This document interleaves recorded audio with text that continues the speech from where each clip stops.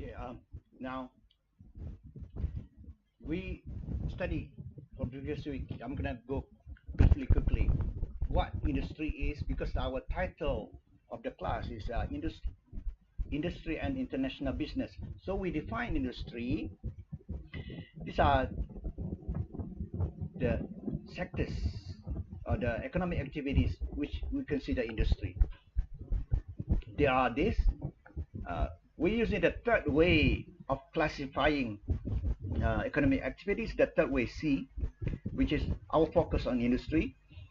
The second way was based on a characteristic, is the first sector, primary sector, extractive, secondary sector, transformative.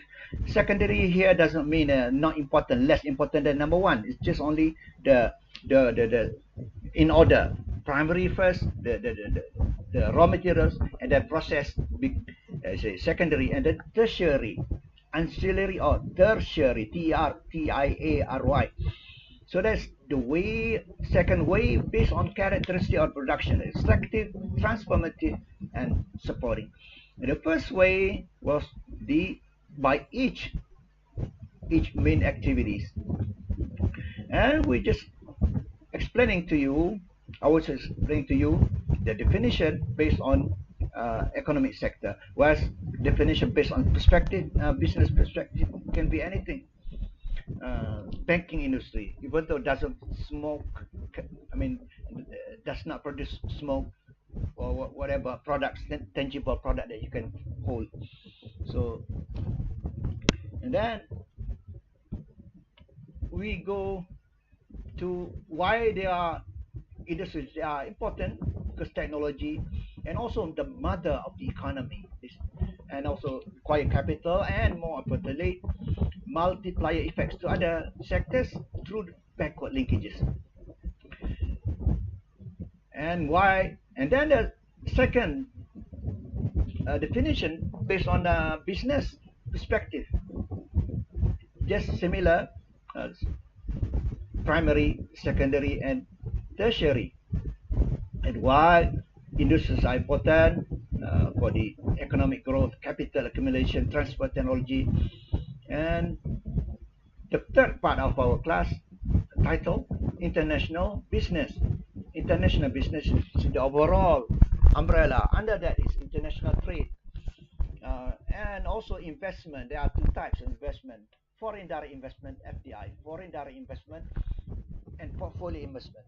Now, the difference between the two is control. Foreign direct investment, you have the control because you have a higher majority. Like 51%, I own a company, 51%, I'm the boss. I make decision. So that's direct investment. Rather than portfolio investment, you only buy stocks at the bursa, at the stock exchange market. You're not owning the company. You don't have the control of the company. And why international business, global market, and firms, and to reduce impact of trade barriers, and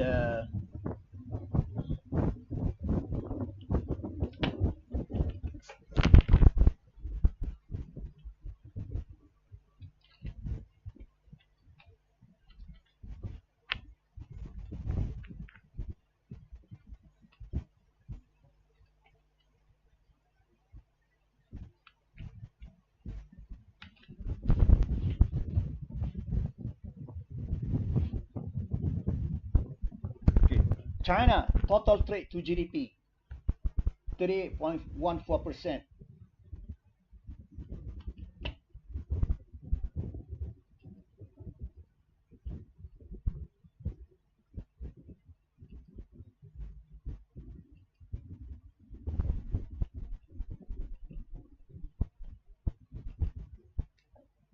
This is an example of, let's take Malaysia. This note here,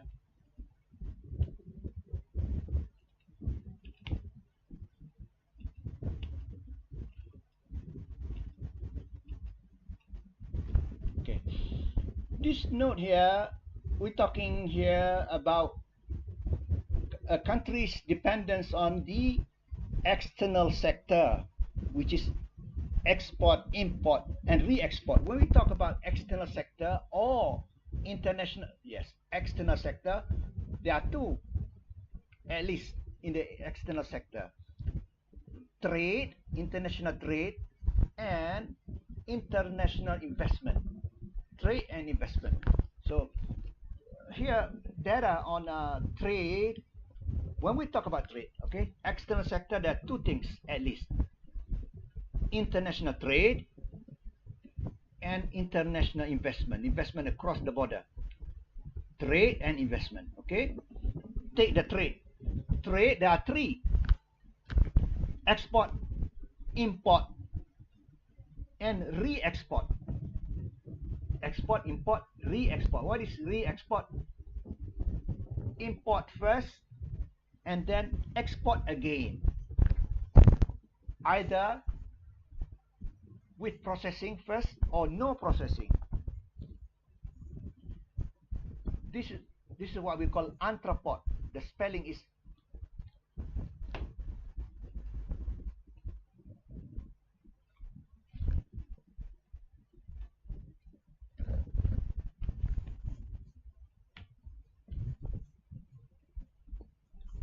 entrepot, a port, city, or other center to which goods are brought for import and export, or for collection and distribution. Hong Kong has been for a long time, entrepot. We call it entrepot, not entrepot. Entrepot, between east and west. Actually, Hong Kong was the back door to China before China became a member of WTO in 2001. Before that, Hong Kong played a role as the back door to China, because United States put an embargo, blockade on China at that time. Americans cannot trade with China. Americans cannot invest in China. Must, trade through the back door of Hong Kong at that time. So entrepot. Singapore is an entrepot. Product go in and export. Whether that products first being processed, like semi-finished to finish, that's a process, or no process at all, just going through. Most of Malaysia's product go through Singapore. Because Singapore has one of the biggest connected ports in the world. That's why Malaysia's trading partner now is Singapore and China. Today, always Singapore. In 1990s, Malaysia's trading partner was United States and Singapore. Always Singapore. Why? Malaysian products go through Singapore. One of the biggest country that Malaysia export is to Singapore. To Singapore, quote unquote, but actually through Singapore, just going to Singapore and go out again because of the port of Singapore.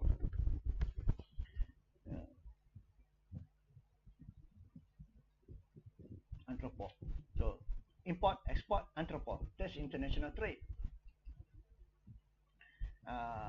These are dependent. Look at this, Malaysia, all the numbers. So I was just showing you. For China, 38.14% total import of goods and services. We can do the same for Malaysia.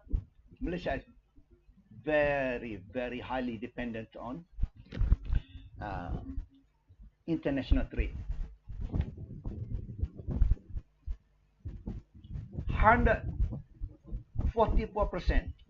Malaysia's total export and imports of goods and services is 144% to GDP, more than the size of GDP of Malaysia. 144%. You see connection. The smaller the size of the economy, the larger the dependence on international trade. Malaysia, 140.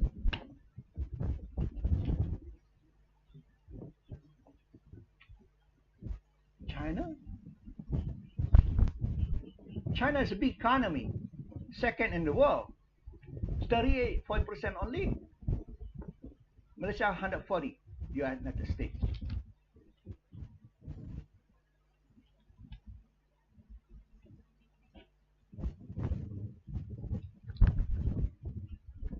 Only 25%. Only 25. The larger the size of the economy, the smaller, the lower the dependence on international trade for the country, because the domestic economy is big. Trading, within the country has a larger portion because big size of the economy. Economic size of the economy. I'm not talking about size of the area, geography, no. Take Canada.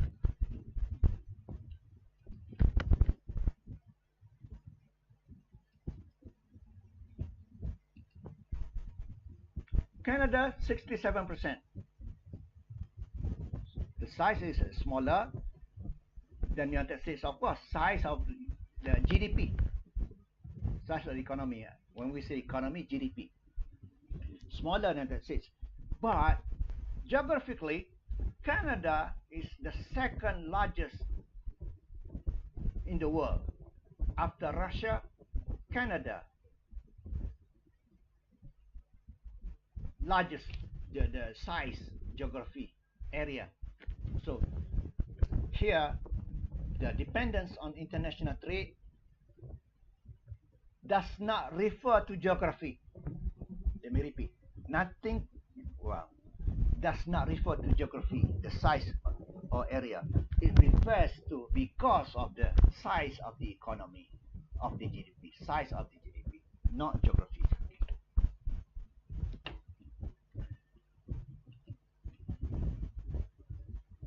And then we study the revolution, industrial revolution, first invention. I think we've been through this last week already, and then innovation in Germany later on. That's second industrial revolution. And the third industrial revolution, notice that the third industrial revolution happened with the new division of labor. New division, let me say that way. New division of labor internationally. Even though NIDL, switch around to make you understand. A new division of labor at the international level. The first division was in England. Rich country, specialize and export products which are capital intensive. Poor country, developing country, specialize in products which are labor intensive. That division of labor happened already in the world during the first industrial revolution and continue on during the second industrial revolution, and now a new division again. New division here, developing countries. At that time, Korea joined the league of the newly industrializing economies. Korea became a newly industrialized economy. What it means is that the labor in Korea now, during that time, no longer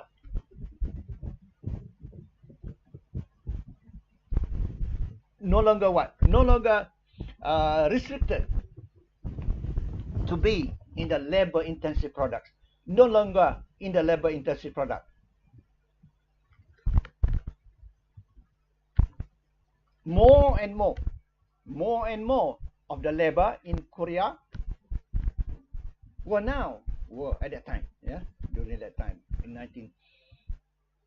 1980s, this is mid-80s. Since mid-80s, more and more labor in Korea were involved in the capital intensive industries, steel, automobile, cars, steel manufacturing, you know, in the industrial sector.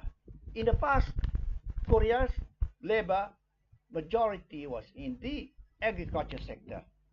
So now, some of the labor still in the labor intensive or agriculture sector, but many and many are were moving into the industrial and also capital intensive industries or activities. So now there's a new international division of labor.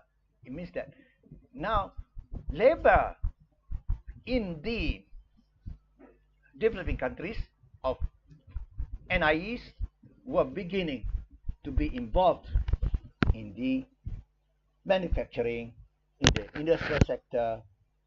So the product of manufactured goods and industrial products were one way in terms of export, one way only,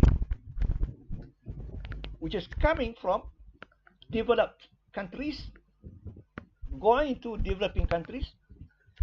But now, during the 1980s, now at that time, okay, during this third industrial revolution, the products, import and export of products, of goods, of this manufacturing, manufactured goods, industrial products. When I say goods, products, the same. The becoming two ways. How?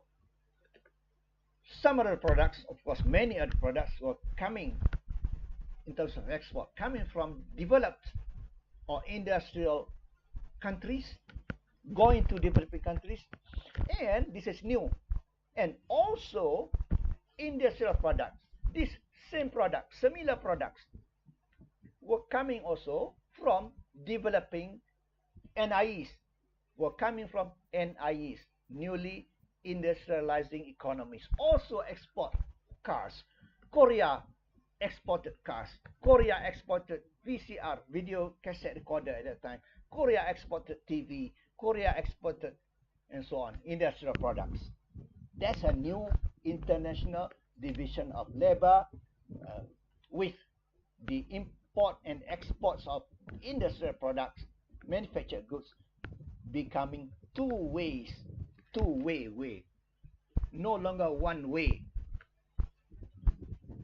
And then ASEAN, the 5 ASEAN, actually not the 10, because including Laos, Cambodia, no, this is Malaysia, the 5, Malaysia, maybe the 4. When we talk about Singapore already there up here, Nice. Why we don't use NICs, countries? We use economies, not countries, because Hong Kong is not a country. Macau is not a country.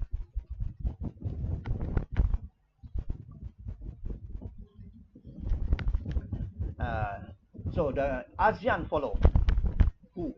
Malaysia, Thailand, Indonesia, Philippines. Brunei is not really industrial, just oil exporter. These 4 ASEANs joined the League of Producing Industrial Products. And then the 4th Industrial Revolution, 1980s, the PC, introduction of PC.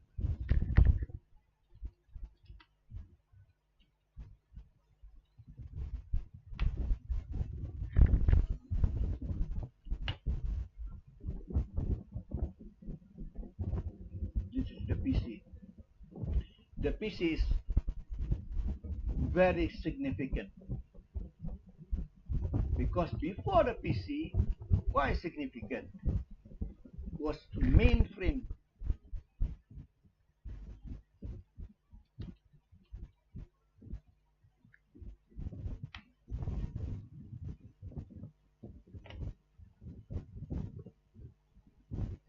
This is mainframe computer.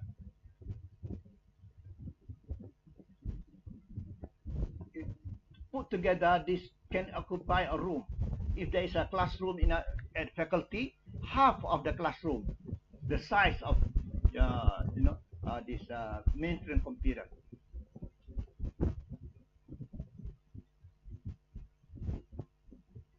This mainframe computer. Look at this. Like this. Like this. Look at this. Standing here. So I was using in 1980s. I was a student in 1980s. I was using mainframe computer. There's a mini computer in front of me here, but connected to mainframe. All the computers, mini, the terminal, okay, terminal only, and connected to the mainframe. So the introduction of the personal computer was a sort of the beginning of the revolution. This is the first initial step. Personal computer. This. In the beginning, there are one slot only. So I was also using. By 1984, I had to borrow this computer from an office. By 1985, not yet in the lab.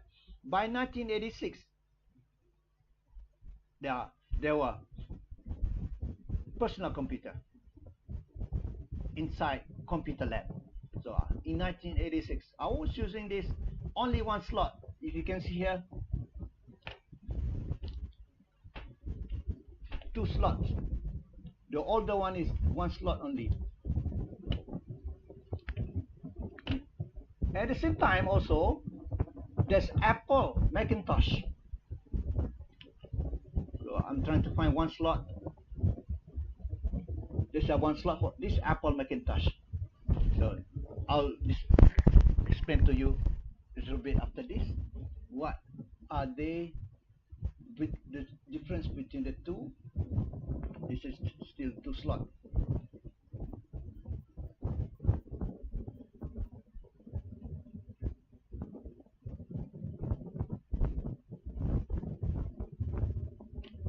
This is a clear one, but 2 slots. Imagine this is 1 slot only. What we had at the time, that was in 1985. We did not have a window, no window. 1985, no window.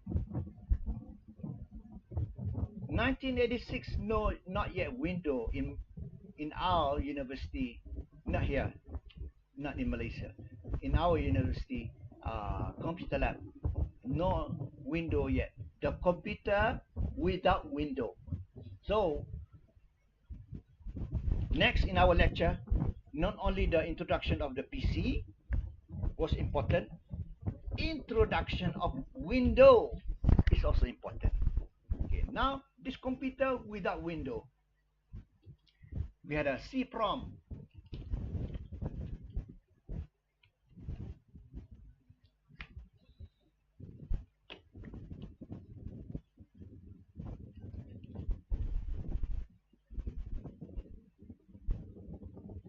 This is C-PROM. See like this. Here. Yes, see, no, like this. This is exactly C-PROM. It's here. Yeah, this is C-PROM. So what we had to do at the time, there's a PC. We have to put a floppy disk. Floppy disk is the size is like envelope.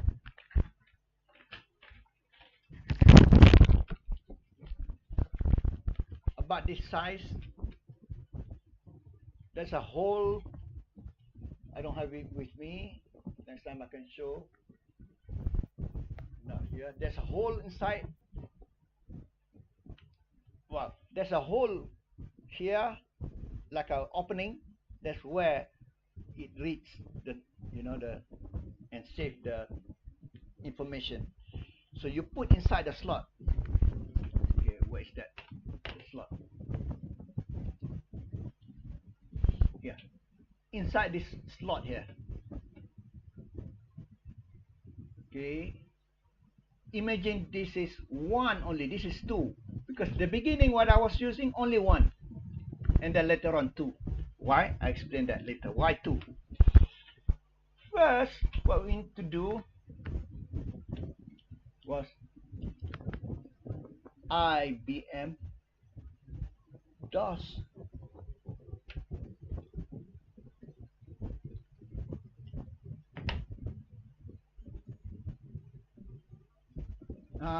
Bill Gates already. This is IBM DOS. A floppy disk. IBM DOS. I put inside.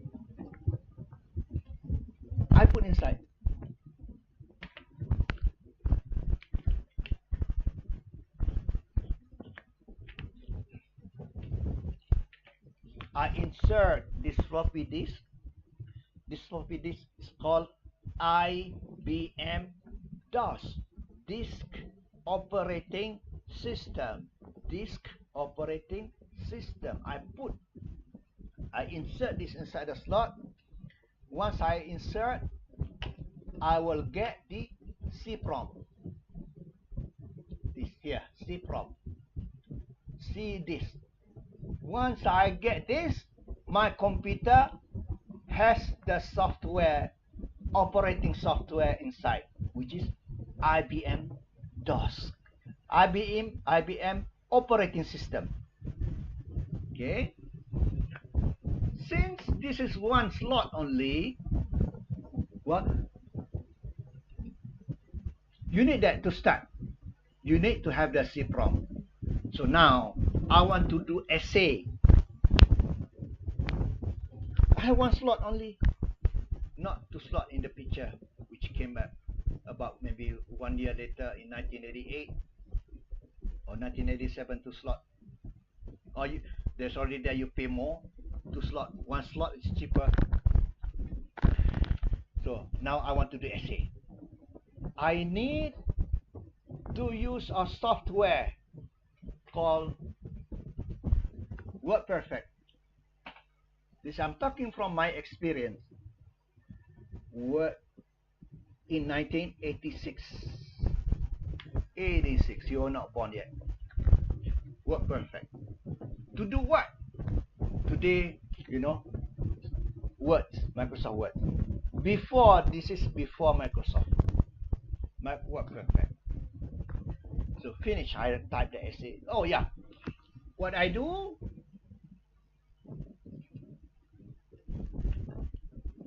one slot. I take out the IBM DOS floppy disk. I take out because 1 slot only.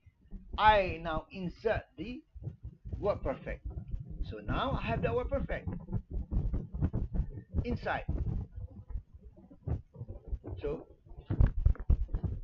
I want to use my own floppy disk, right, to save my work. Immediately I have the WordPerfect inside. I take out the floppy disk of WordPerfect. So I put in, insert my own floppy disk. When I finish, I save it there. So what I do? What did I do? First, insert the IBM DOS, IBM Disk Operating System, take out and put WordPerfect, and take out immediately and put my own floppy disk for me to save. 2 times, take out. And finish, I did the essay. The thing is, WordPerfect at that time only can do words. Limited. Cannot do numbers calculation, no. Cannot do table, cannot. Only essay typing. So for numbers, tables, everything, I need to use another software. Lotus 123 at that time.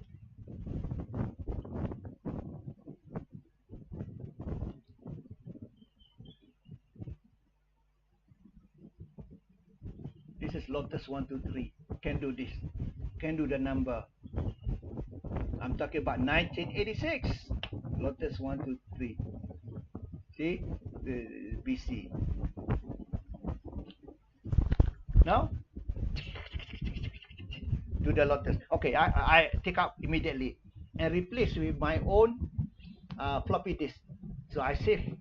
So my assignment that I have to send to my professor, 2 files. Of course, I print it. We don't send because no email yet. Yes, forgot to mention. No email. No.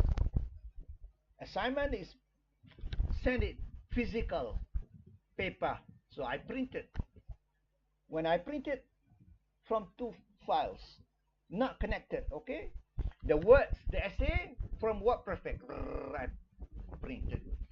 The tables or the calculation from another file, 2 files.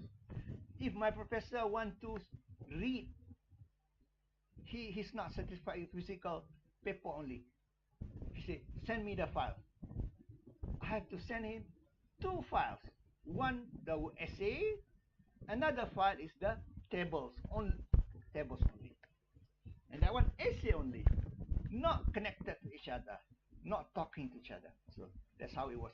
So now, the window came in late 1980, maybe 87 or 88. Window came the window. Who introduced the window together at the same time?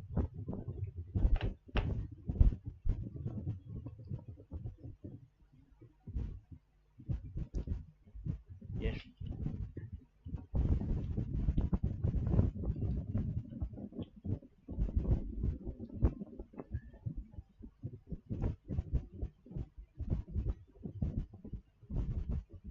This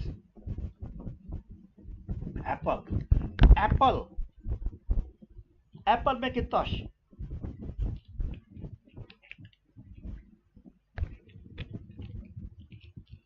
Introduce window. What is window? Previously, no window. We have only C-prom. That typing like that. And we type on the screen just like that. The essay. Now window is like a window. You have a multiple, you can open the window, you can close the window. That's the different thing. Rather than before, that's the C-prom after that. This is a window. Before that, no window. The window introduced by Apple, also with a mouse introduced at that time. So I was using that in 1986. In our lab, we have a Apple, we have the PC. Here it is. At the same time,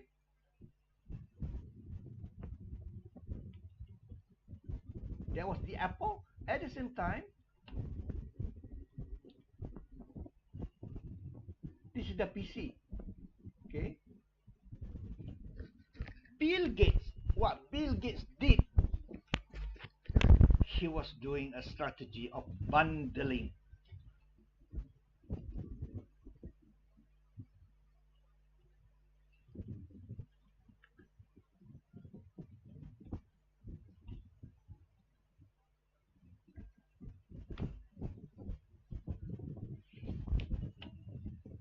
Bundling product bundling. Put together everything. This product bundling. Bill Gates did it.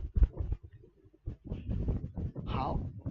Remember, before Bill Gates, I want to do essay. Of course, first, when you start your PC, you put IBM DOS, IBM Disk Operating System. Put this thing first inside the floppy disk. Take out. Once you get the C-prom, you put everything, you get C-prom like this. Take out. And now, what do they say? WordPerfect. Finish. take out and put my floppy disk to save to my own floppy disk. We shouldn't save on the perfect. It's a software. So now I want to do calculation. I put in Lotus 123, take out. Once I get the after CPROM, CPROM, that one Lotus and you do calculation and save on my floppy disk. Suppose there's another one I forgot. You want to do something. Actually, at that time we were limited to 2 words and Lotus 123. Suppose that I have another version of to do calculation, whatever. Say I make a name, okay? Just my I am making up. Say math. I want to do mathematics. Math new. Say the name is math new. So I put the math new. See, you want to use software, you have to put and take out, put and take out, put and take out, and put and take out. Came Bill Gates. He bundled together, product bundling. He put everything in one. And he called it the software Microsoft. So once you have Microsoft, you have words, you can do the essay, you have Excel, you have other things at that time. I don't remember how many, but not many at that time, the beginning, not like today. No email yet at that time. So now you can save your file in just one, not separate. One perfect Lotus file, no, in one. So I could submit my assignment to professor in just one file and print it also. So with the window also. Let me show you the PC. Just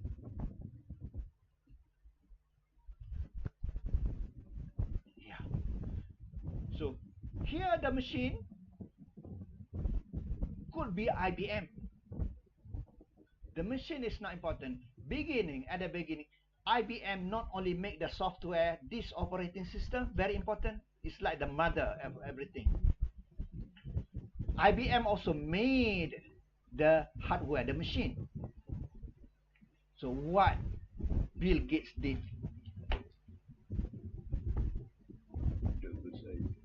Window.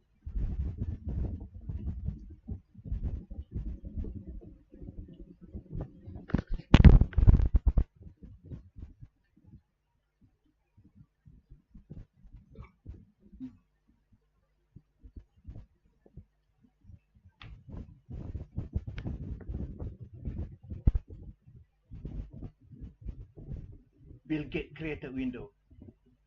At that time, most computers use 8-bit microprocessor that use various versions of software called CPML to succeed. No, so he bundled together. Remember?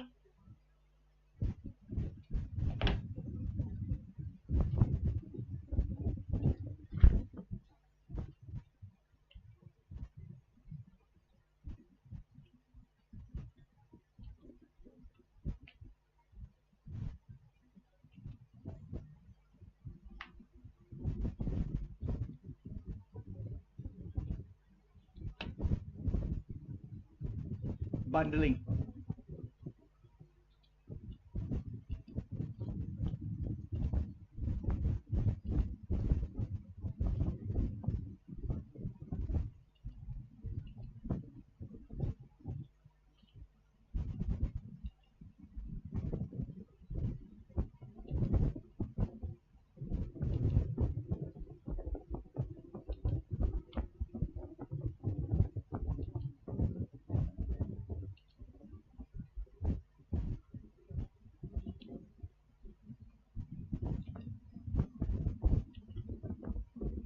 Just now I saw something about Bill Gates. Give me just 1 minute. it was nice to click there. See from, okay, maybe here. I want to keep that one from the image. Maybe here. Okay. What is IBM DOS? I already explained. This IBM DOS, this operating system. And then Microsoft negotiated with IBM that, okay, so after that, after IBM DOS, MS-DOS was the Microsoft marketed version of the first operating system. Before that was IBM DOS. So actually it was based on IBM. I want to tell you that. Based on IBM, look at this. He marketed as Microsoft DOS. MS, which is Microsoft DOS, is the Microsoft Bill Gates. Microsoft marketed version of first this operating system to be widely installed on personal computer. Widely installed. So I was saying the machine, it doesn't matter. The machine hardware could be IBM, could be Hewlett Packard, the machine, could be Compaq, could be Dell. I was using in our lab at the time Compaq. The machine was Compaq, C-O-M-P-A-Q, Compaq computer. But what is inside is Microsoft. Microsoft MS-DOS. Before that, it was IBM DOS. Put in, take out. Put in, take out. Put in, take out. And put that word perfect. Take out. Put Lotus 1, 2, 3, take out. That was before Microsoft. Before Bill Gates came. Bill Gates. He introduced MS-DOS. Remember? IBM DOS. Now MS-DOS. It's Microsoft marketed version of the first operating system to be widely installed on personal computer. Well, here I explain.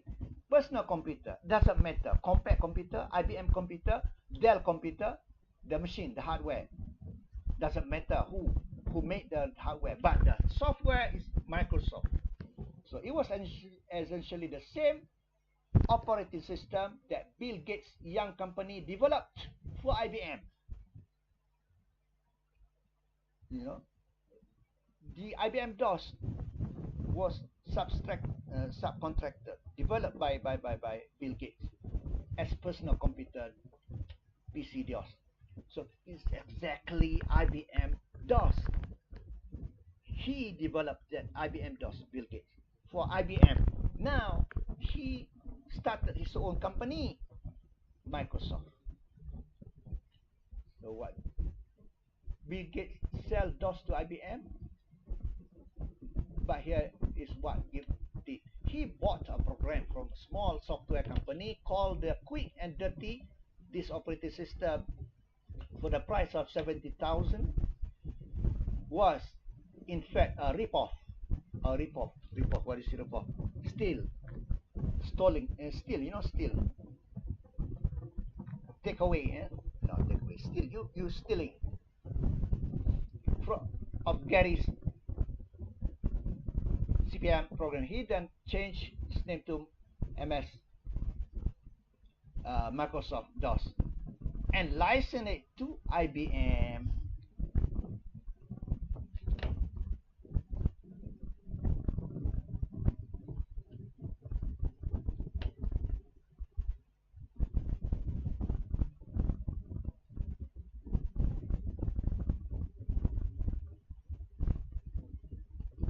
Why did IBM strategy error in not retaining rights to the operating system? Yes, this is a big mistake.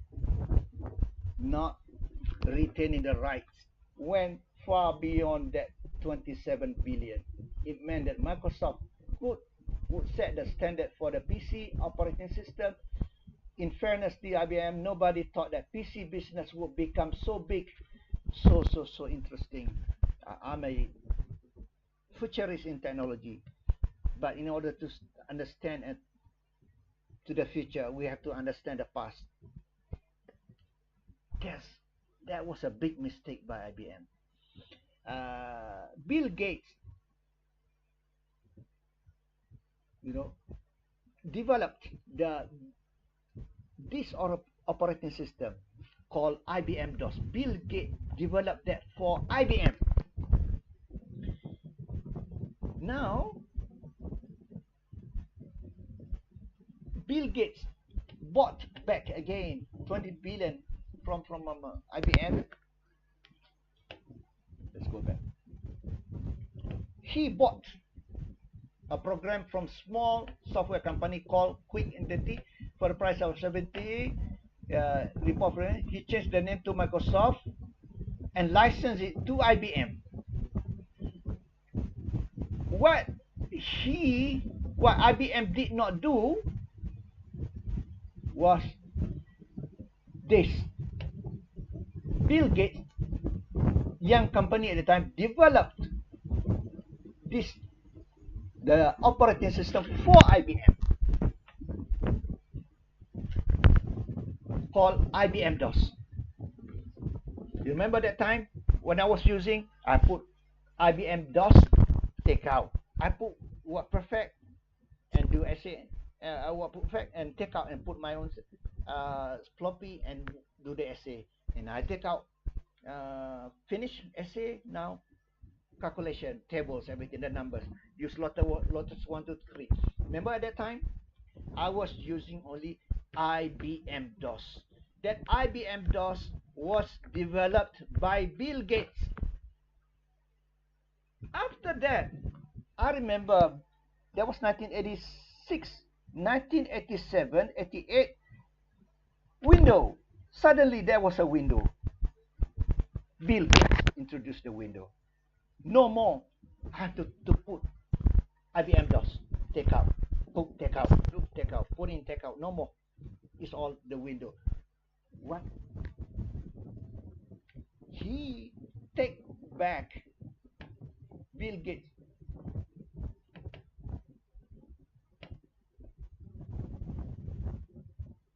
Produce this one. Well, licensed to IBM. And then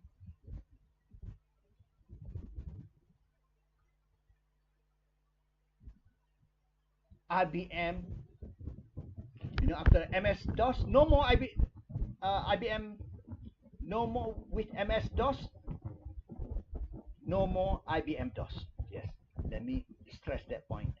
When there is MS-DOS,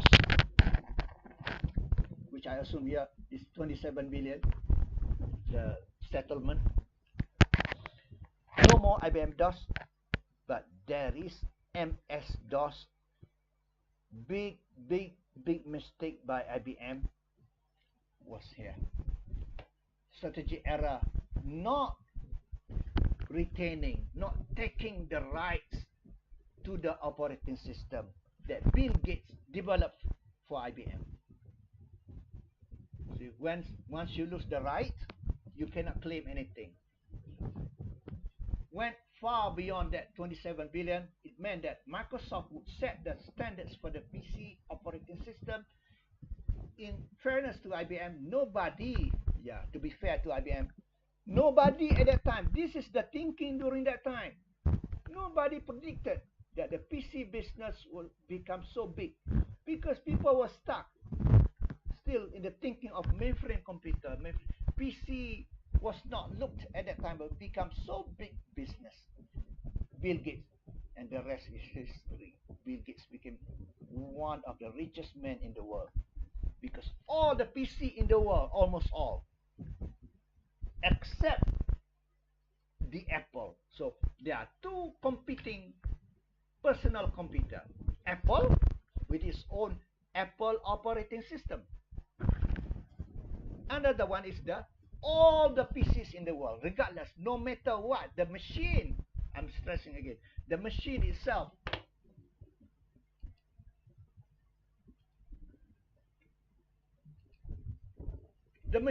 doesn't matter. Could be IBM, the machine, could be a Compaq, could be Dell, could be Data General, whatever. Not important. What is important is the software installed already. Every computer, PC that we bought already, Microsoft installed inside. It's already on the sticker, pre-installed with Microsoft. No, wouldn't say that. It says like this: Microsoft install PC. Microsoft is the software. So the brain, very smart brain of Bill Gates.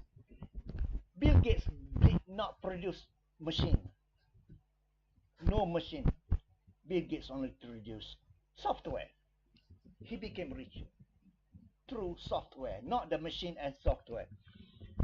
With the strategy of what? Product bundling. Say this is Microsoft. These are Word, these are Excel, this another thing here. At that time I forgot, long time ago, because at that time we could not do the graph yet. We could not do the drawing. No, 3D drawing, of course, no, not capable at the time, because the microchips size and capability at the time. A few other things, maybe 5 or 6 here only. This bundling together. What is bundling? Once you buy something, product, software in this case, you buy just one software, everything inside. Here in the picture 6 already bundled together. That's product bundling. I hope you understand the terminology. So the brain of Bill Gates, product bundling with the window. Of course, Apple has window and mouse. Bill Gates also window and mouse, same, competing, but with bundling. So now, going forward in our class, we will discuss this thing with the theory of network effect.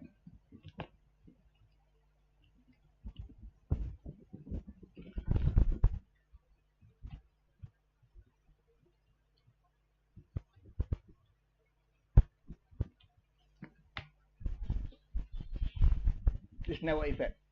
It is not internet effect. Let me stress again. This definition of network effect, nothing to do with internet. It's got to do with the users. The more people use Microsoft install computer PC, see, PC doesn't matter. IBM PC, Compact PC, Dell PC, what is other brand? Hewlett Packard PC, doesn't matter the machine, but inside is software, is Microsoft already installed inside.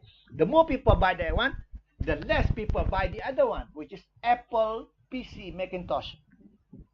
So competing, PC with Microsoft and Apple Macintosh.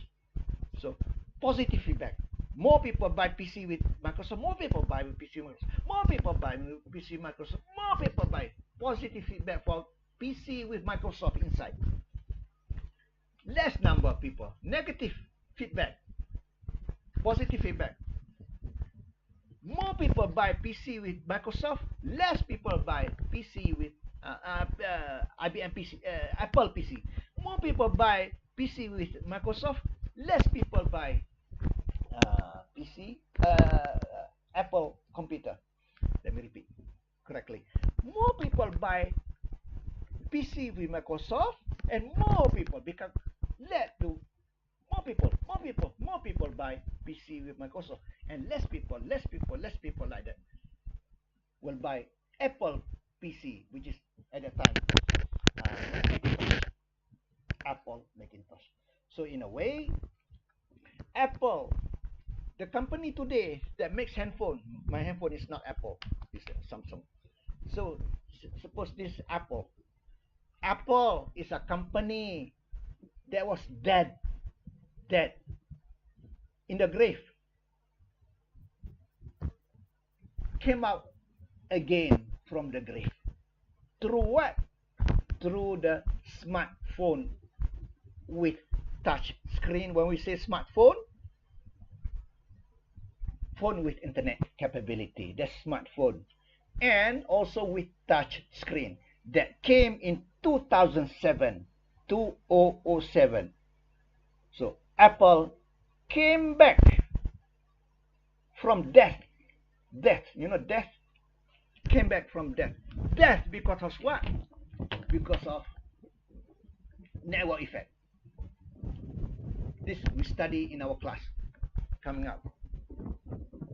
Why network effect? Positive feedback and negative feedback. The more people buy PC with Microsoft, Bill Gates, less number of people buy Apple computer.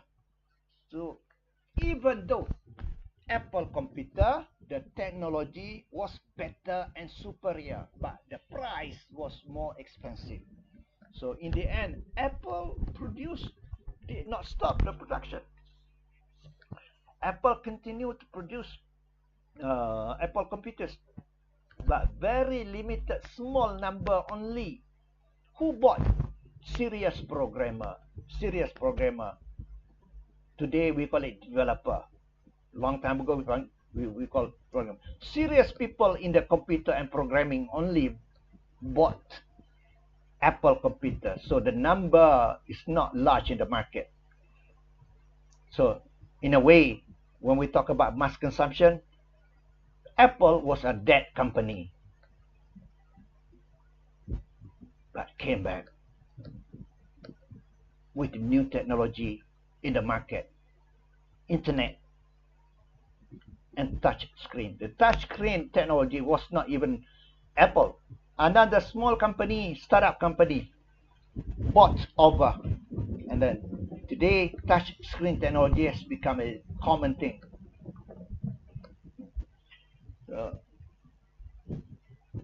So that bundling, so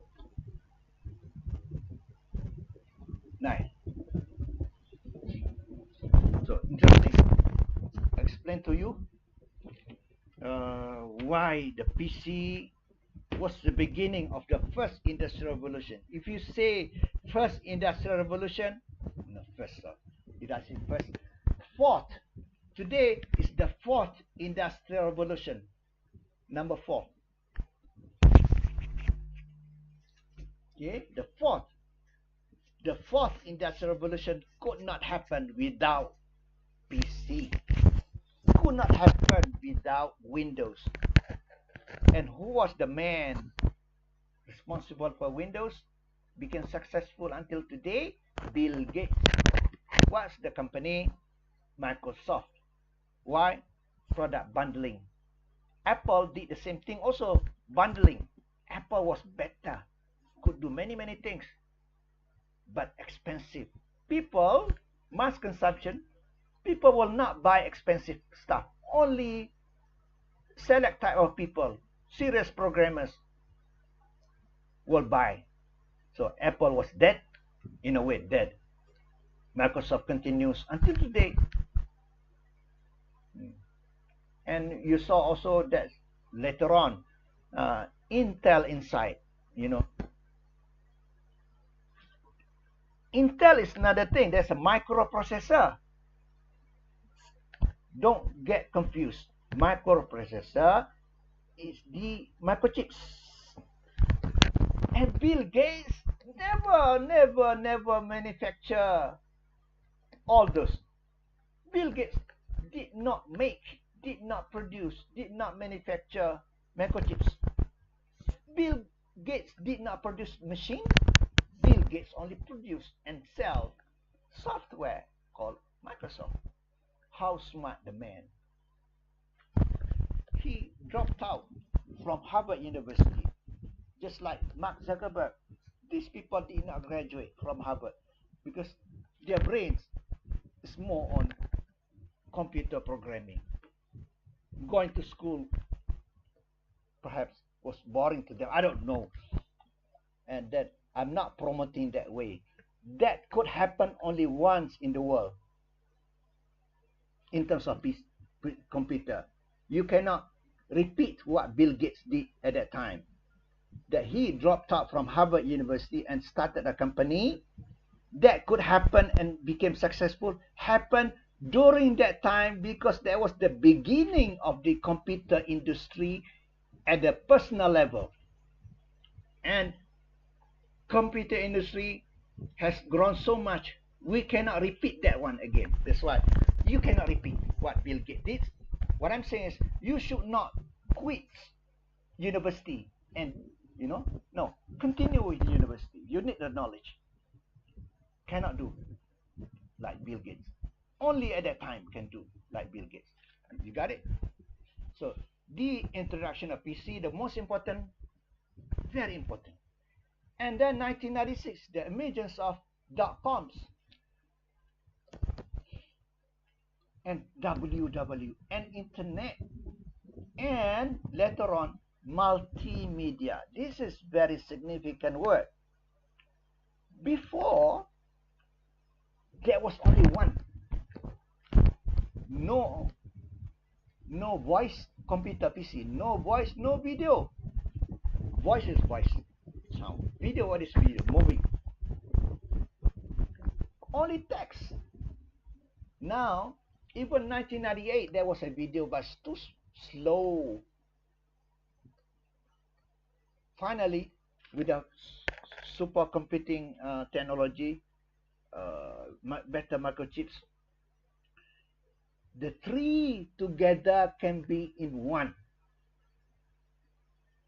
Previously separated. You have text only. Became one in one together. There's a convergence. That's what we call multimedia. Even in Malaysia, during that time, the significance of the word, the significance of the phenomenon of that convergence, even a university established in Cyberjaya, that university is called the Multimedia University of Malaysia. The name, Multimedia University. Why? The phenomenon that happened, the happenings at that time was so important. But before that, was separated. Now, and I want to introduce to you 1996 dot-coms. Here, emergence of dot-coms. With the WW, there was growing number of dot-com companies.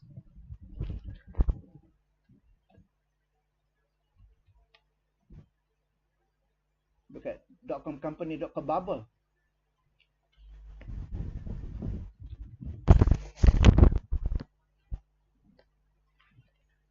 What's dot-com? Dot-com companies. People could start a company in the kitchen.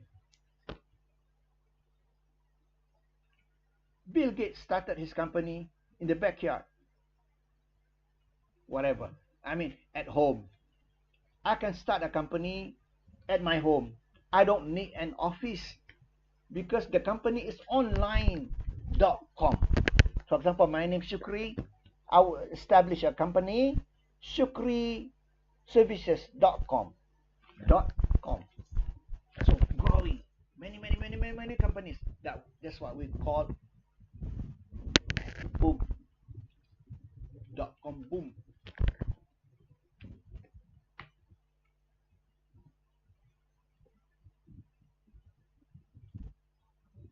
Just now we saw it.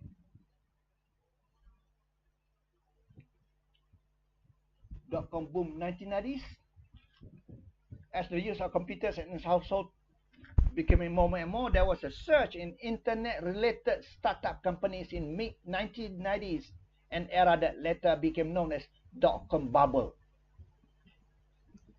Why bubble? Once growing a balloon, right? That boom, like a balloon, become a bubble. Bubble, and this bubble will boom. What's bubble? Will break. Bubble, and boom, bust. Oh, this is nice.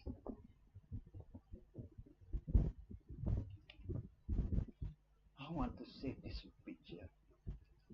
Whoever did this picture, this is so good. The rise and fall of .com. Amazing.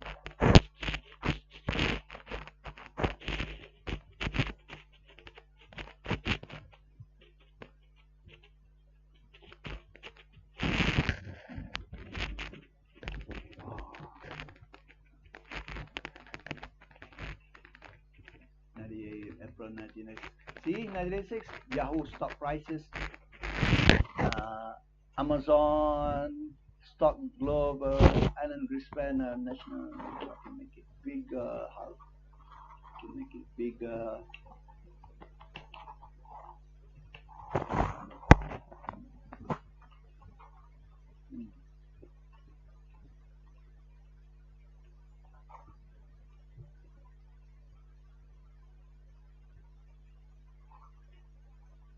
Exit.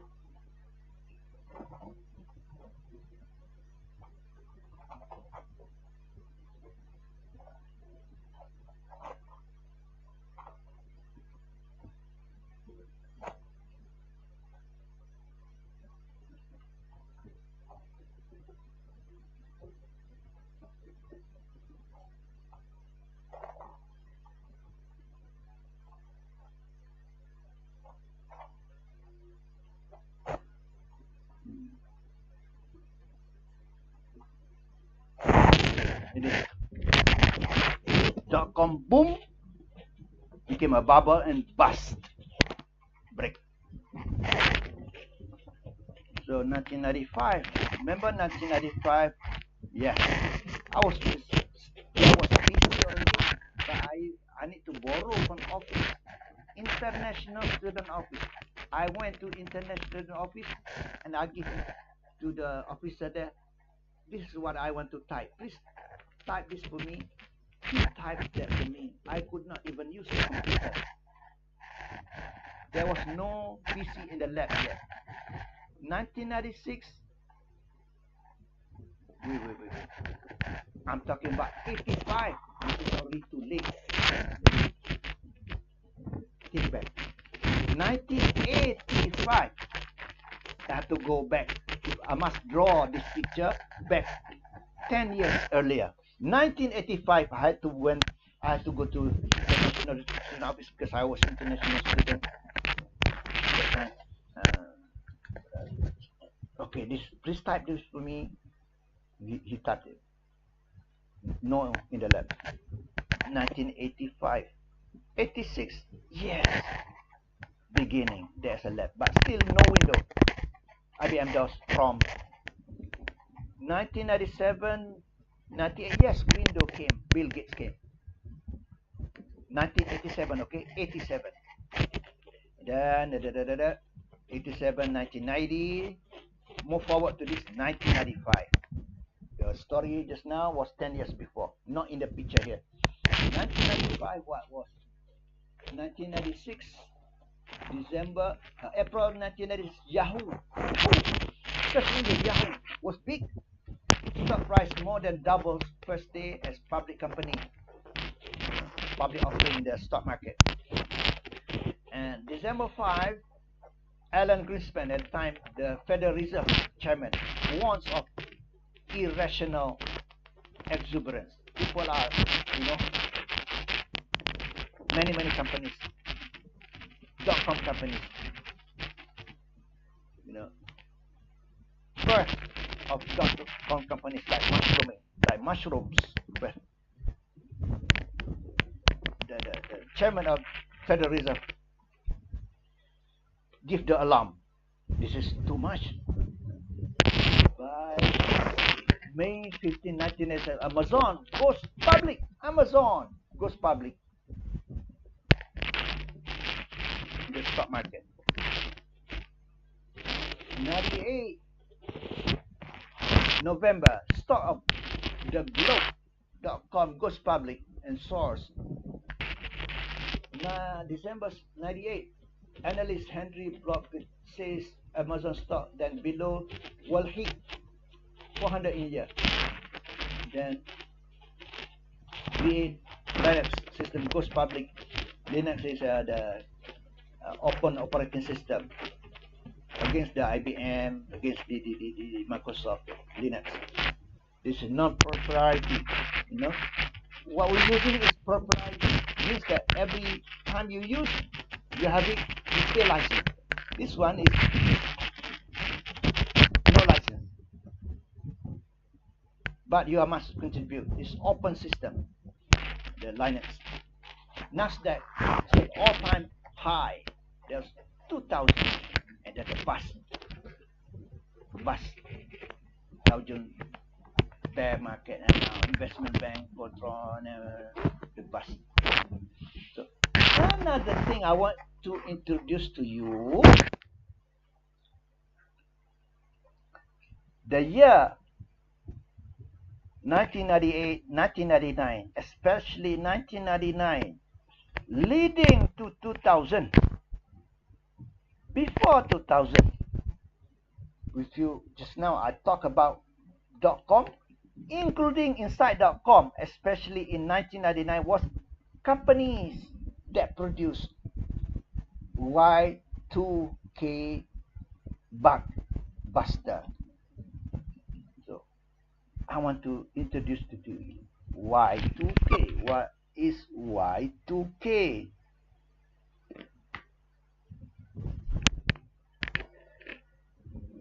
Y2K problem. Y2K problem, Y2K bug. They don't call it virus, bug. Why Y2K? Computer only binary.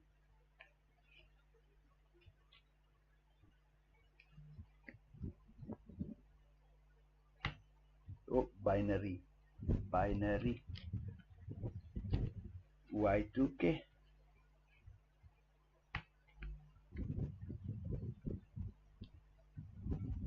Oh, first, binary. What does it mean by binary?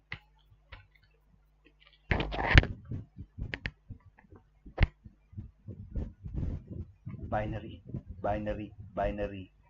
What is binary? Binary is 0, 1, 0, 1. This is binary. Either 0, 1, 0, 1, 0, 1, 0, 1, 0, 1, 0, 1, 0, 1, 0, 1, 0. The Y2K was the fear.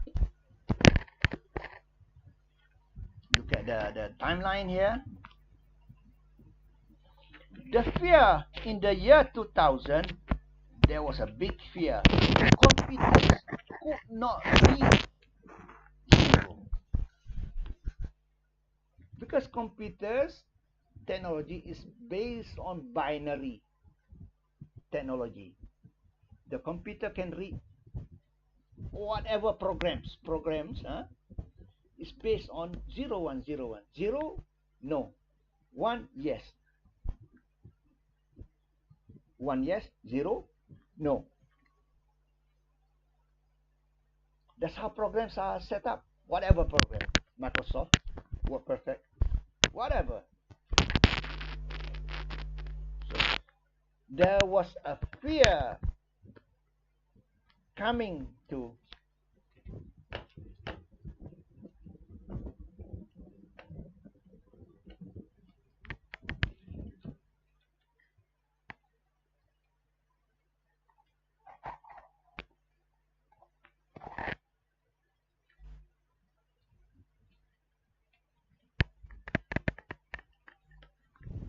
this is the most critical time.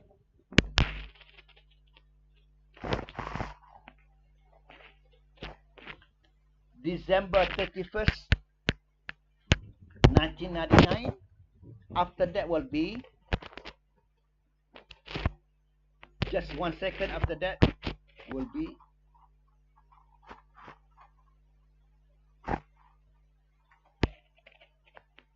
January 1, 2000. 0, 0, 1. Of course, AM. People feared that once the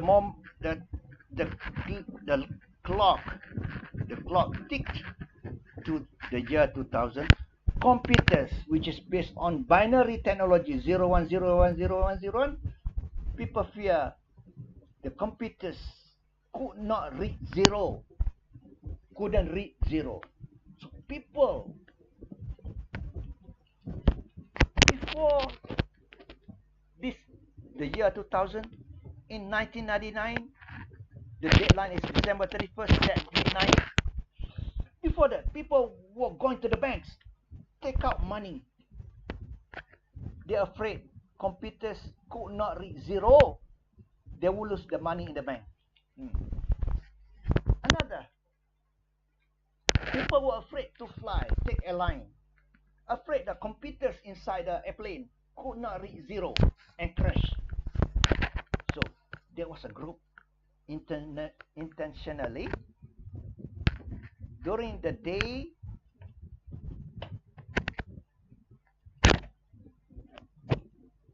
at this moment, a group took one airplane and flew, and the plane did not crash. The plane did not crash. It meant that computer could read zero as well. So the fear was a big fear. I myself, I did not go to the bank. I did not take my money from the bank. I was quite confident computers could read zero. But taking a plane at the time, maybe I 50-50, not sure. You know, could crash. So it turns out it did not crash. That was Y2K.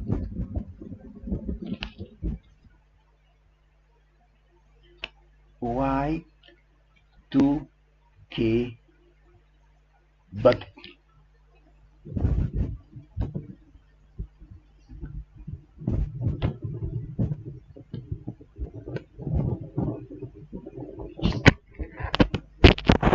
So many .com, Shukri.com, for example.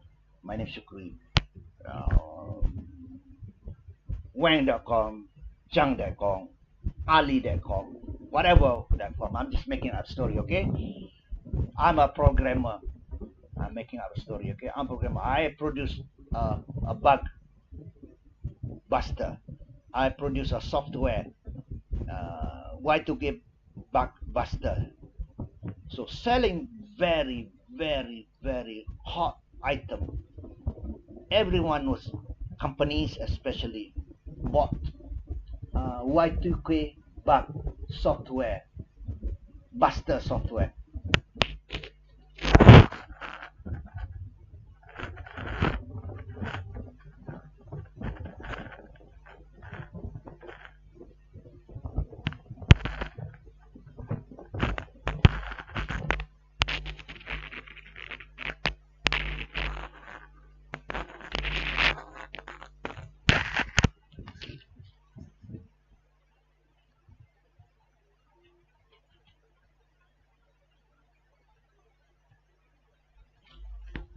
Became a crisis, right? Software.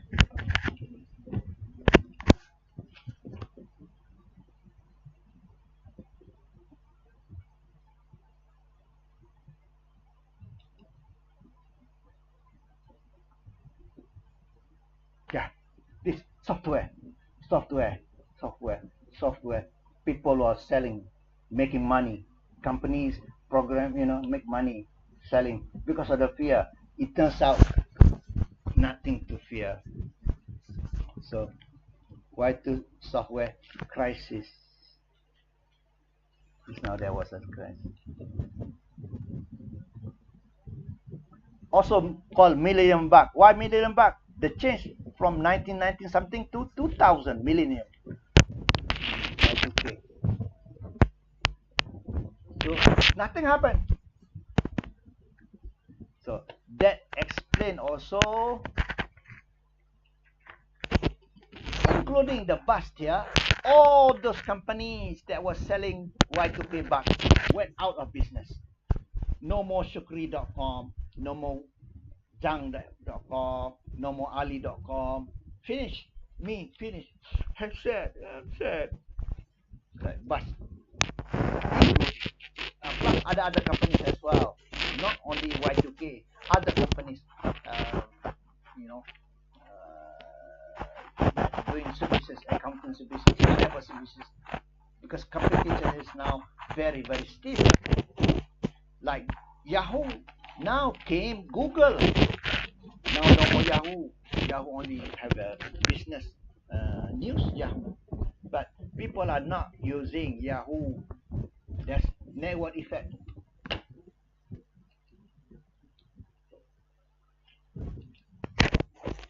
The more people use Google, the more people use Google, the more people use Google, positive feedback. The more people use Google, the less people use Yahoo, the less people use Yahoo. Why? Google has this strategy, bundling. Once you have Google, you have Gmail, you have Google Maps, you have Google whatever, Google Meet now. I mean later on, long time ago, no, not yet Google Meet. What? But however, I'm talking here about product bundling. From product bundling with network effect,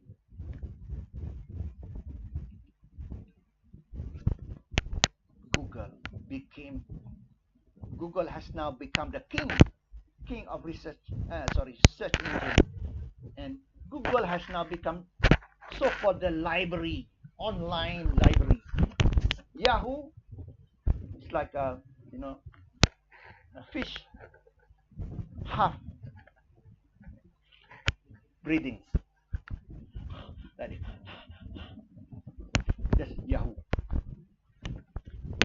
There is Yahoo still, but breathing very, almost dying. Okay. Well, long story.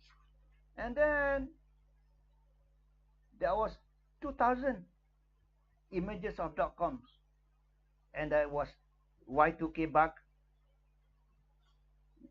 Y2K,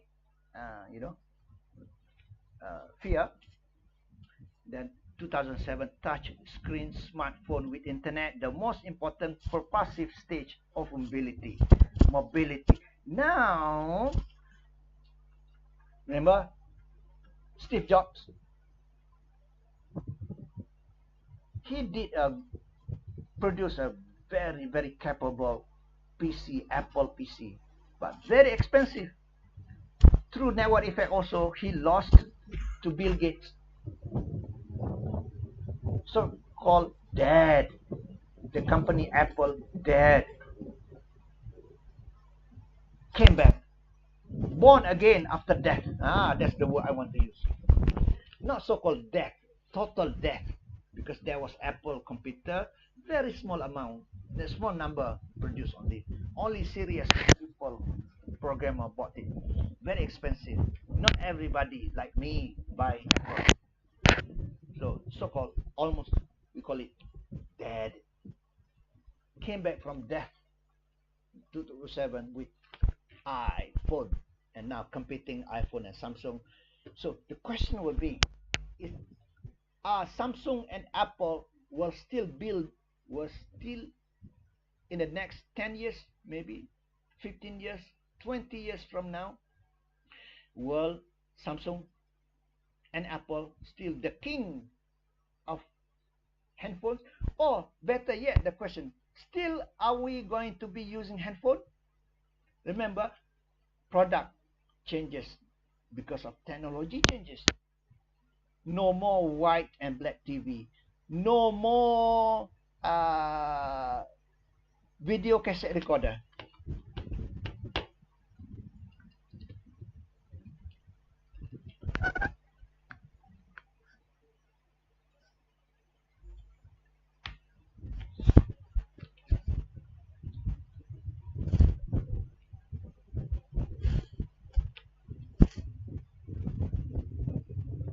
This is VCR.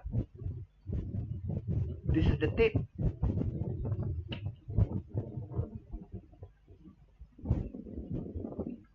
I have one of these. To watch movie, we either buy the movie or we rent. So there was a shop a chain, like they have many branches. You can borrow movies for 1 week. That was the time of 1980s. And also shops. If you go to a town, Chinatown, Koreatown, you can borrow from a small shop, just a small shop, like that size of a barber haircut, that size. You go inside, you can choose Korean movie, uh, whatever movie, American movie at the time. You borrow for 1 week or for 3 days, or you can buy not photocopy, counterfeited, uh, plagiarized, you copy. And there was an issue at that time of copyright. You know, copyright. Movies cost 1 million, high fixed cost. But once it came out the movie, you can copy that movie at no cost at all. Cost to you maybe a piece of CD, a piece of this, a tape. Copy a piece of tape. That's your cost only. This tape, probably $8, $8 a piece. That's your cost only. Electricity, no, very little electricity. But to make a movie, 1 million, that's a copyright thing. You know, that's illegal. So there's this small shop, and sometimes the government came and confiscate. But really, the enforcement that not really that strong. So that was during 80s and early 1990s. VCR was replaced by CD player. That was, and no more. Finish that one. That's how technology changes. Product changes because of technology. I describe myself in my Facebook, LinkedIn, Instagram, whatever, Telegram, not Telegram, X. What is X? Twitter. I describe myself as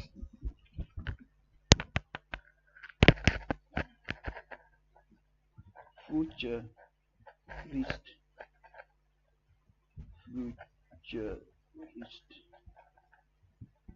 on technology. I like from since young watching technology. Futurist on technology. I just typed it so that you can see what I was talking about. This is a CD player.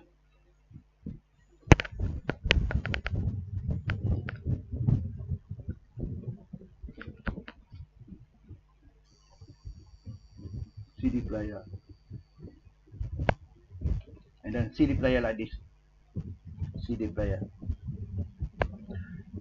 Before that, before CD player, I bought this Walkman. There was a invention at the time, Walkman, Sony. But I'm very into technology.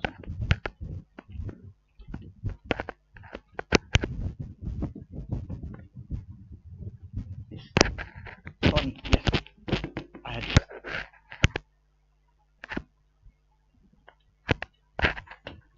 The first one. This is the second one I bought. The first one was the second one. It was like like this. The first one. You know what inside? What is inside? This Walkman, why Walkman? You can do jogging, you can walk.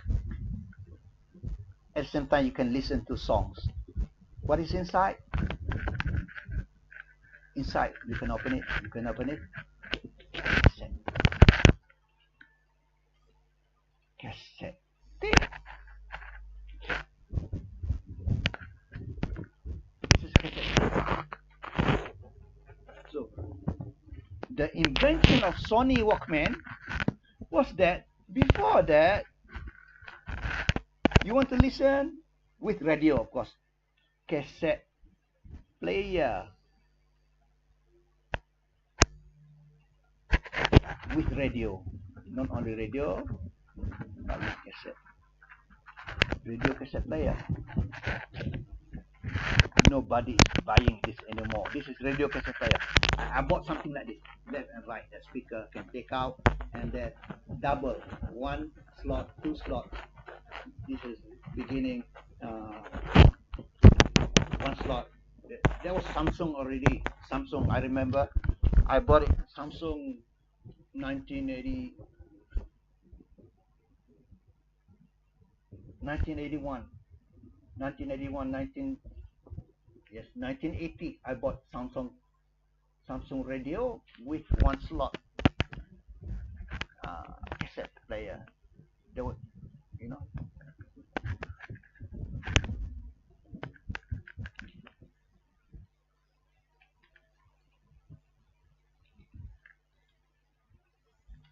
Let's put the 21.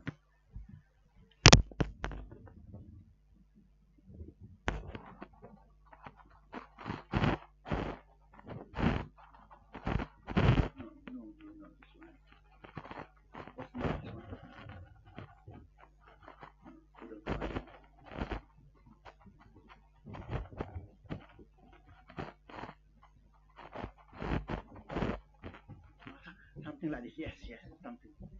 Samsung. Yes. So instead of carrying this like this, carrying to jog, can you carry this to jog or walking? So that's why Walkman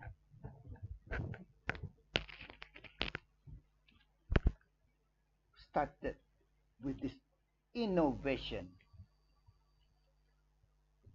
Very small. You can put at your pocket, in your pocket.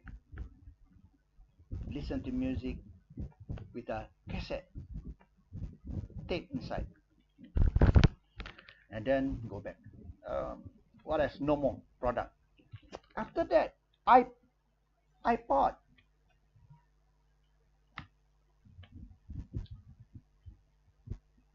This iPod. No more iPod. People don't buy anymore iPod. And then came YouTube. People forget iPod already.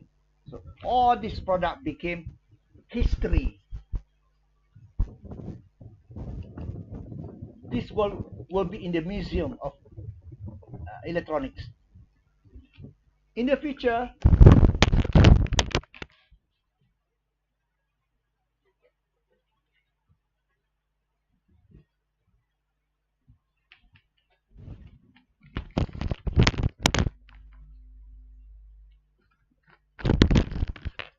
sorry, the noise.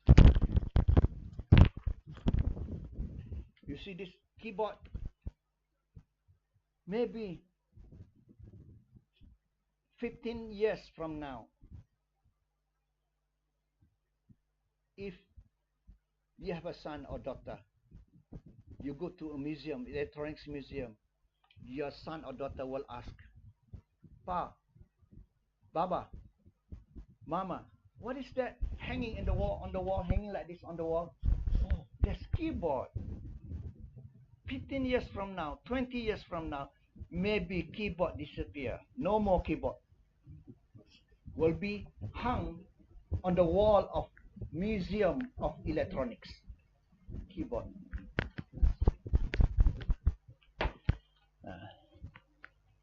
Let us finish. After, so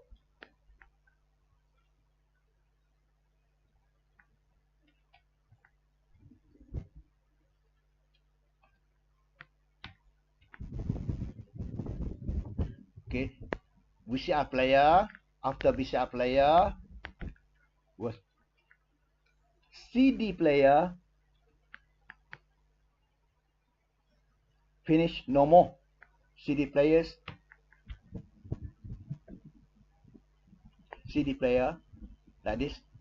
After that, DVD player. DVD player.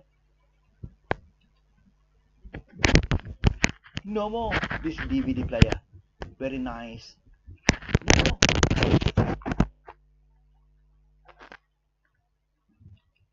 Now with internet and YouTube, everything YouTube player. You don't need the machine anymore. Everything is online. And Netflix, the Netflix, whatever. Okay.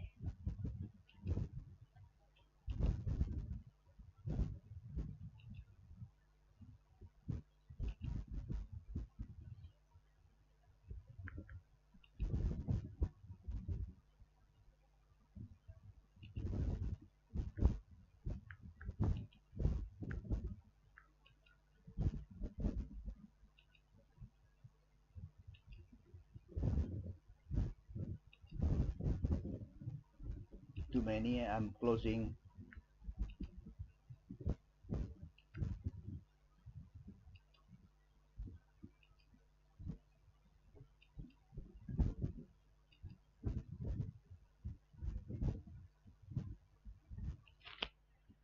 Maybe I need this.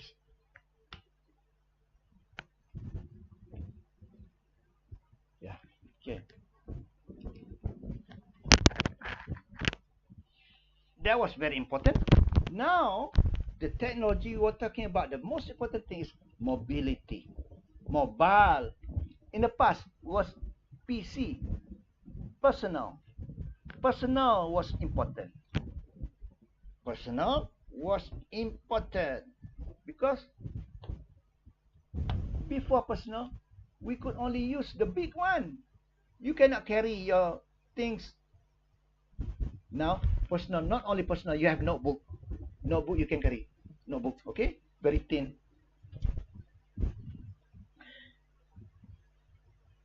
I want to stress the point. Was very important. Personal is very important. And then convergence. And then mobility. Today is mobility is the king. And how to be mobile and superpower, super fast, microchips is very important. So there's a tech war today.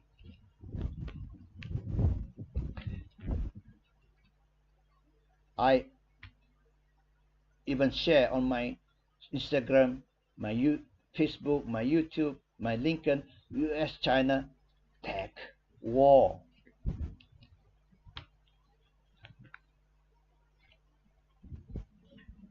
Which is China, US is trying to stop China from getting technology for the manufacturing of advanced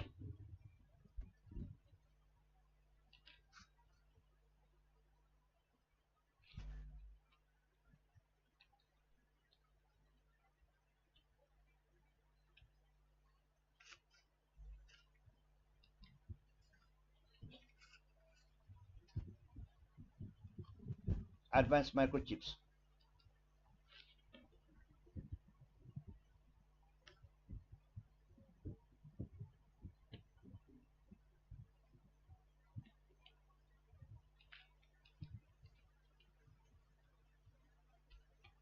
Maybe 3 nano or 6 nano. 3 nano. Samsung. Near get to 3 nano. The smaller, the better. What is nano?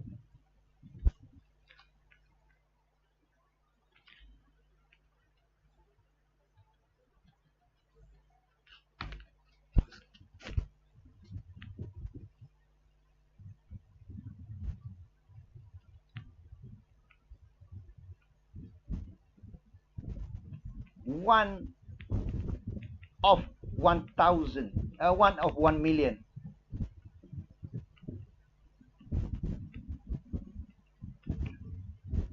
unit, nano. 1 billion.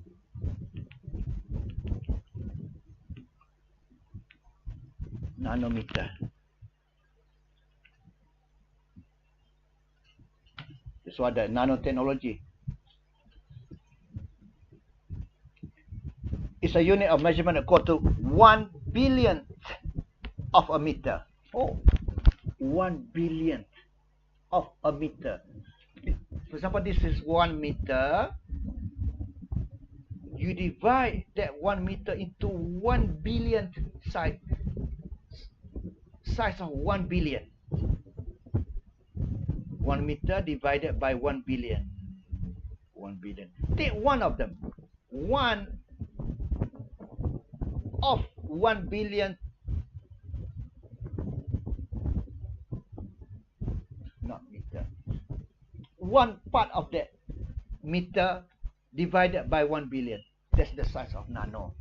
So any advanced computer, advanced microchips,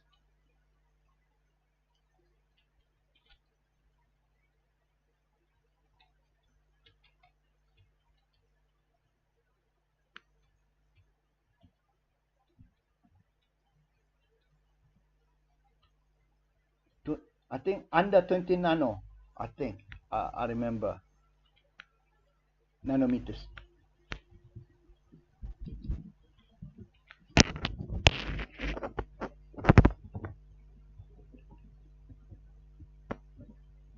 Oh,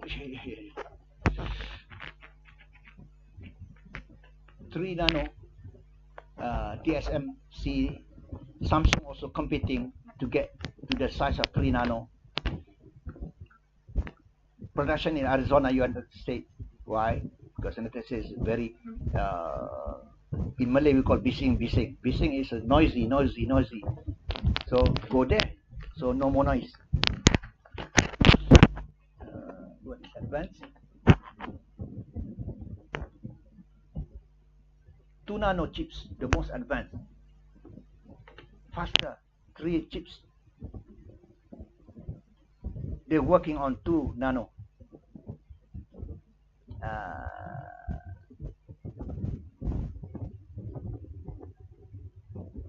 Oh, no. Just now.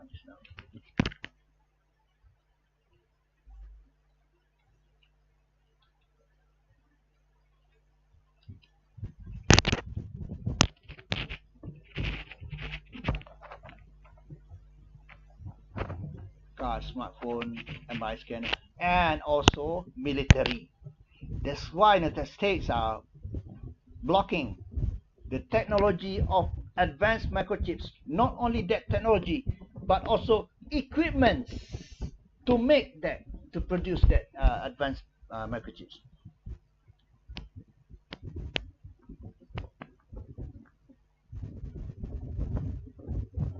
Three nano, the most advanced.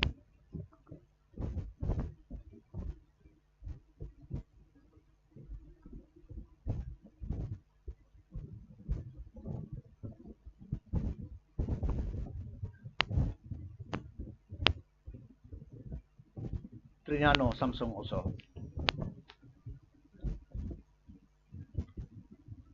No, the States also, and also Korea.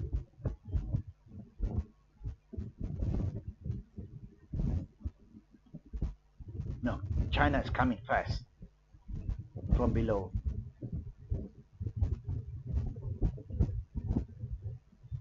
Who make chips for Huawei? Chinese company, SMIC.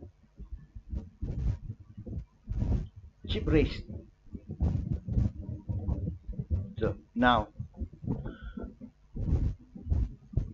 why US banning chips? Because of, I have a paper, and I'm writing one paper now on this war, tech war, China, United States. Well, US war to China. in terms of technology.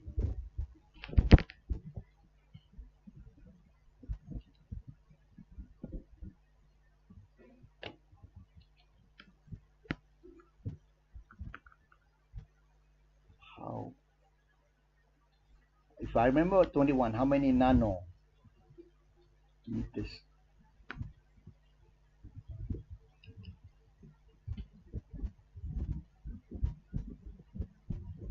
Or is it possible 1 nano? TSMC already planning to get to 1 nano.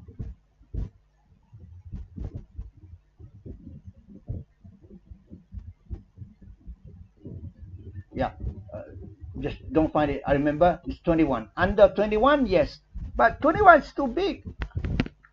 We're talking about 3 already now. And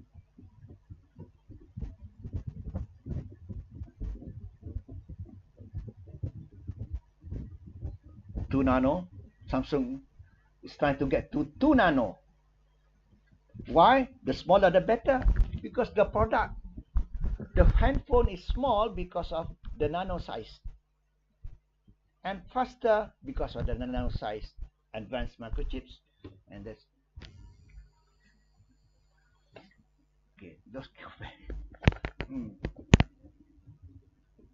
talking about mobility here. And next, the 2010s, 2020s, virtual reality, augmented reality. What is virtual reality? It's like there was you wearing a goggle, like you're there, you are there. You can watch anything. You can feel like you are being there. You want to visit. You are a tourist. You want to go to Hawaii. You want to go to anywhere, to Bali. You want to go to Maldives. You can have a experience like reality. It's virtual reality. It's not real. Well, I have in the future. This is a joke, my joke, okay? People don't want to get married because they will be married virtually.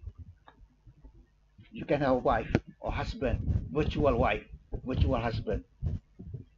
So, which is not real, a fantasy. I want to have a wife. I don't want to have a virtual wife. I cannot touch. I cannot do the real thing. So virtual reality is the real thing be made as if it is real. That's why we call it virtual, not real. And then they add something to it. Add the noise, the sound, the feeling. With AI today, virtual reality, you can add the feeling of love. This is another joke. You can have TV, virtual reality, augmented reality TV. When the person on the TV make a poo, you can smell it. Smelly. Augmented reality. If you allow that, you can have attachment, feeling. Those are augmented reality. Because the oil in this fourth industrial revolution, the oil, why I'm saying the oil, in 1970s, oil is very important. With oil, you can start your factory, you can heat your home, you can do any economic activity. Oil is very important. 70s, 80s, 90s, 2000, 2010, 2020. Next, in the future, and already is, the new oil that run the global economy and national economy. The new oil is AI, artificial intelligence. So how to get artificial intelligence? The machine being trained to function like humankind. In Japan, there was already someone got married with a robot. Of course, the robot is not a robot.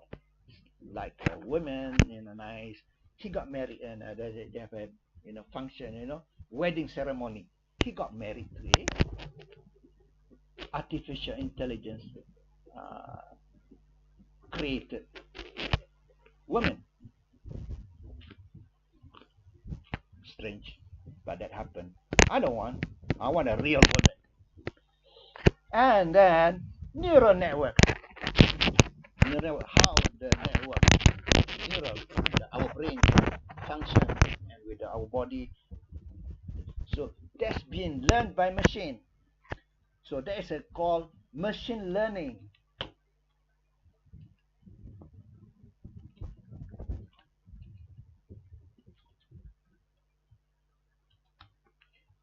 When are we going to,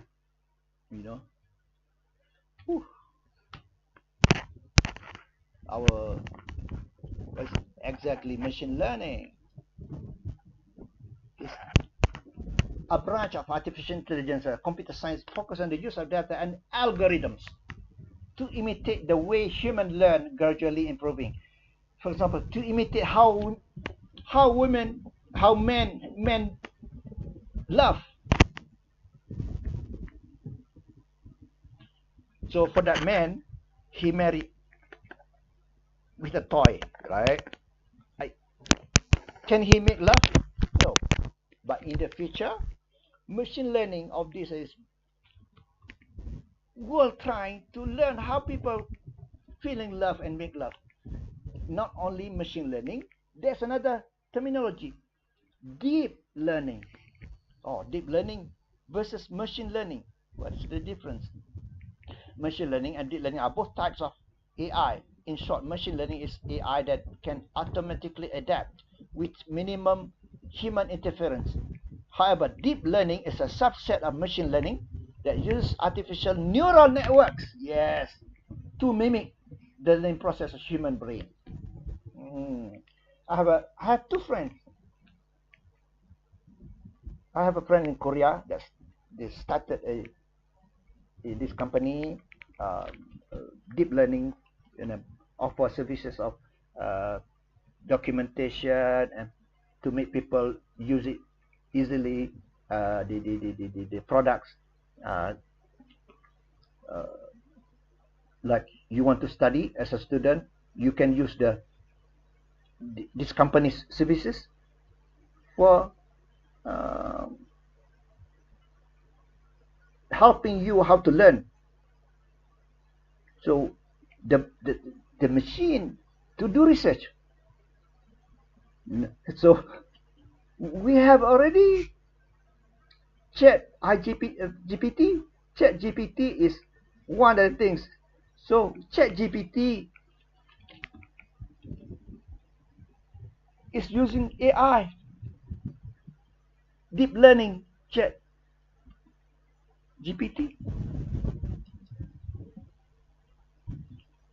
You can do research, whatever, and even type for you an essay. But there's a trick. Professor will know that you are using ChatGPT, because not everything is the way that we want. You have to have a brain to select which one is good, which one is not good, suitable or not suitable. So deep learning. Just now I was saying, in the future, people, this is a disaster for humankind. Disaster. People will not get married. People will be married to the machine, because that machine can give love, can give everything through deep learning, artificial intelligence, but it's not real. Nothing can replace the real thing. So you need love from a person. You cannot have love from the machine. Love from the machine is not the same. What kind of feeling is it? So if this happen, it's going to be a disaster for humankind, human race. Will be depletion of human race in the world.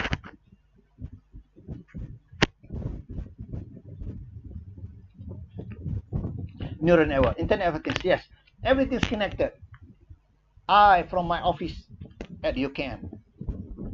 My washing machine, I can control my washing machine from my office. I just say to my phone, okay, start spinning. And because all this connected, all involve data.